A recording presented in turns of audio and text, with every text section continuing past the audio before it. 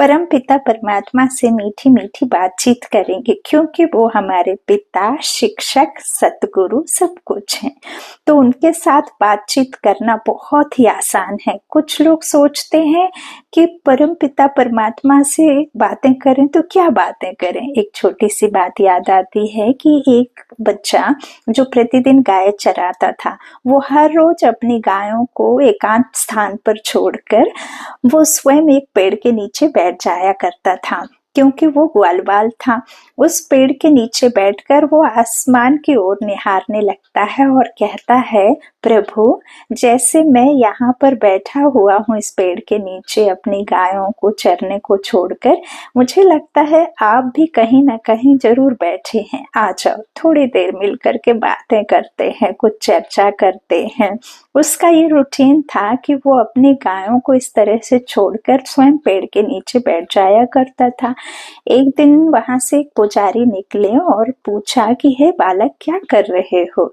तो उसने जवाब दिया कि मैं भगवान से बातें कर रहा हूँ। तो उन्होंने पूछा कि आपको कौन सा श्लोक आता है, कौन सा मंत्र आता है? तो बड़े सहज भाव से बच्चा कहने लग गया, मुझे कोई मंत्र नहीं आता है, कोई श्लोक नहीं आता है। तो पंडित ने उनको लेकर के, उस बच्चे को लेकर के गए और बहुत देर तक एक श्लोक याद करवाते हैं, और याद करवाने के बाद अपने साथ मंदिर लेकर के जाते हैं और आरती के समय प्रभु को कहने लग जाते हैं कि आप प्रभु, आज मैंने आपका एक शिष्य बढ़ा दिया है जो आपको याद करना नहीं जानता था, अब इसने इस श्लोक का उच्चारण करना सीख लिया है।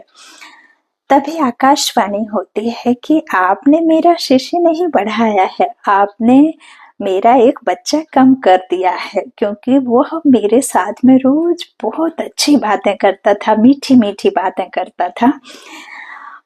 अब तो ये एक ही बात बोलता है, दूसरी कोई बात नहीं बोलता है। भाव ये है कि परमात्मा हमारे स्नेह का, हमारे भावों को समझते हैं और वही भाव वो हमसे सुनना चाहते हैं।